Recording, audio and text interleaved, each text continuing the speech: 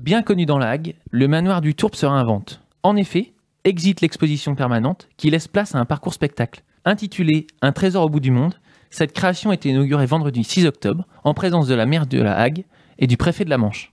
La directrice du manoir, Floriane Anger-Valogne, dévoile les secrets de ce beau projet. Bonsoir Floriane Anger. Bonsoir. Alors comment pourrait-on définir cette nouveauté, ce spectacle « Un trésor au bout du monde » ? Eh bien, ce n'est pas une exposition, c'est un parcours spectacle, c'est-à-dire que les visiteurs sont emmenés dans des décors et qu'ils se déplacent seuls dans des décors qui leur racontent une histoire. En fait, c'est les décors qui parlent, c'est une immersion qui raconte l'histoire de la Hague et de ses habitants. Et quelle est sa particularité ? Est-ce un projet unique ? Alors c'est un projet unique puisqu'il a été fait, il a été réalisé juste pour nous. Il n'y en a pas d'autres comme ça, bien sûr, qui existent. Il a été fait sur mesure, on va dire, selon un peu la volonté qu'on avait de présenter le territoire de la Hague, surtout pour les touristes, mais aussi pour les habitants, puisqu'on avait envie que ce projet, les habitants en soient fiers, en fait, qu'ils soient fiers de le présenter à leur famille, aux gens qui viennent, à leurs connaissances, etc. Donc on avait envie que les habitants se retrouvent dedans. Donc c'est vraiment, oui, quelque chose d'unique qui parle de la Hague.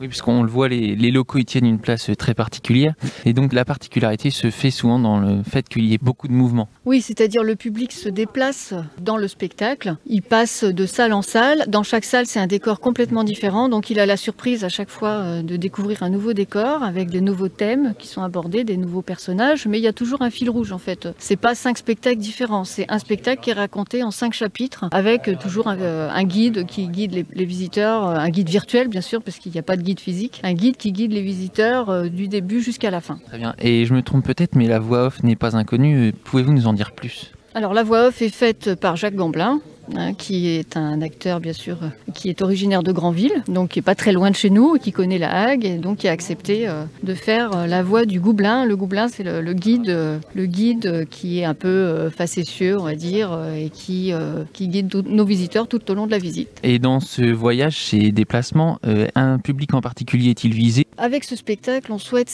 élargir le public du manoir du Tour, c'est-à-dire ne plus s'adresser que à des personnes par exemple qui sont habituées aux expositions classiques. On essaye d'élargir dans le sens où ici on s'adresse à un large public, des personnes qui n'ont pas forcément envie de lire des panneaux, peuvent trouver ça peut-être un peu rébarbatif, les expositions classiques. Là, avec ce parcours, on propose aux visiteurs de vivre une expérience, de vivre des émotions. Et donc dans ce cas-là, ça s'adresse à tout le monde, petits et grands. C'est un spectacle familial qui plaît aux enfants. Comment vous est venue l'idée d'une telle création ? Au tout début, on a fait un audit sur le manoir du Tour qui nous a fait un peu repenser l'organisation des espaces.